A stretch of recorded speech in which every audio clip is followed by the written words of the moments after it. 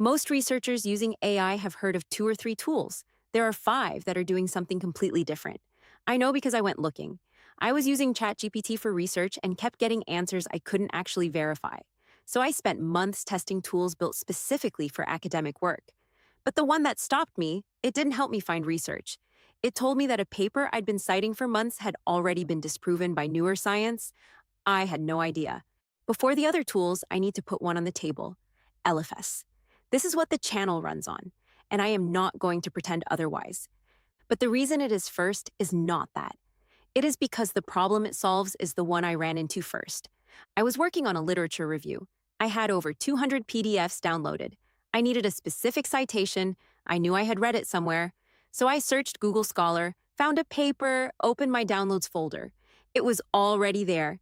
I had downloaded it 8 months earlier. The problem wasn't finding new research, it was finding the research I already had. That is what Elephas solves. You upload your PDFs, your notes, your drafts, and you ask questions in plain English. It answers only from what you gave it. Every answer is cited back to the exact source. No hallucinations, no made-up references. I type, which of my papers discusses cognitive load in qualitative methodology? And it surfaces the answer in seconds, from 200 documents, with the page number. It is not a paper finder. It can also search the web. It talks to your research library. Think of it as your research memory, not a discovery tool. And to build that memory, you first have to find the right papers and decide which ones are worth reading. The first tool handles something most researchers get wrong. This is Scholarcy. The average research paper takes 90 minutes to read carefully. A proper literature review involves 50 to 100 papers. That math does not work, and most researchers know it, which is why they skim. Skimming means missing things. Scholarcy reads the paper before you do. You drop in a PDF.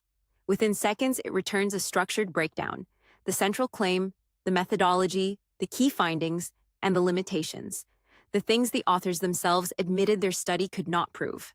Drop in a PDF, and within seconds, you see the full summary: what the paper claims, what method they used, what they found, and what they couldn't.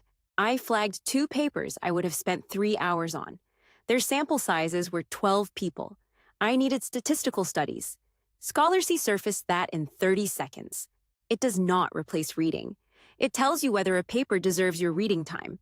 What it cannot tell you, whether the paper it just summarized is one that other researchers have since called into question. That turns out to matter more than you'd think. This is Consensus AI. Scholarcy tells you what one paper says. Consensus tells you what the literature says. I had a research question. Does spaced repetition measurably improve long-term retention? I could find individual papers. Some said yes. Some said the effect was context-dependent. What I could not find was the consensus, not without reading 60 papers to form my own synthesis. Consensus does that synthesis for you. You ask a question in plain English. It returns an answer drawn from peer-reviewed studies. How many papers support the claim, how many challenge it, and how strong the overall evidence is. I typed, does spaced repetition improve long-term retention? It returned, 31 studies supporting, 6 with mixed findings, 2 challenging. Overall, moderate to strong. With citations, I can actually open.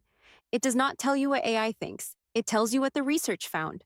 What it cannot tell you, whether the studies behind that consensus still hold. It tells you what the field agreed on. At the time those papers were published. But first, there is one more tool that changes how you find papers in the first place. This is ResearchRabbit, and it is completely free. Here's the problem it solves. You have 3 key papers on your topic. You know they exist. What you do not know is the web of papers surrounding them, what those papers cite, what cites them back, and what papers are related but unconnected. Google Scholar gives you a list. ResearchRabbit gives you a map. Drop in a paper, and ResearchRabbit visualizes its entire citation network, which papers it connects to, which connect back, and where the clusters of related work are forming. It connects directly with Zotero. Drop in a paper or a whole collection, and watch the network expand in real time. My most important paper, the one that reframed my entire argument, I found it 2 citation nodes away from a paper I already had. I was not searching for it. It surfaced because of its connections. It finds the papers you did not know to look for, but none of these tools, not Scholarcy, not Consensus, not ResearchRabbit, tell you whether the papers you have found should still be trusted.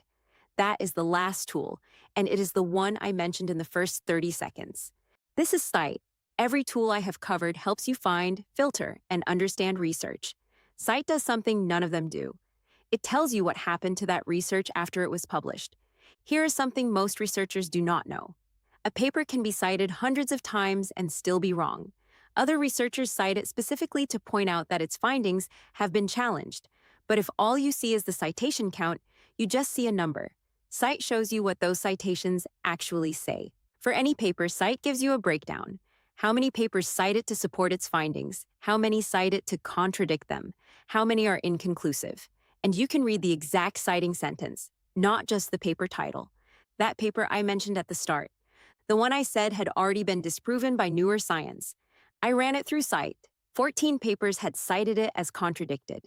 The methodology had been challenged 3 years before I ever used it. I had built 3 sections of my literature review on a finding that the academic community had already moved away from. I had no idea, because citation counts do not tell you that. High citation count does not mean high confidence. Sometimes it means the opposite. Cite has a free tier, enough to run basic checks on key papers. The paid plan opens full contradiction reports with detailed citation breakdowns. I would start with the papers at the center of your argument. The ones you have been citing the longest. Run those first. Everything is linked below. These 5 tools are not competing with each other. They form a workflow. Elephas holds your research memory. Scholarcy filters what is worth reading. Consensus tells you what the field agrees on. ResearchRabbit maps the territory. And Cite tells you what you can actually trust. That is the stack. All links are below. Elephas has a free plan. No time limit, no credit card required. If you have a research tool I missed, drop it in the comments. I am genuinely curious what is working for people right now.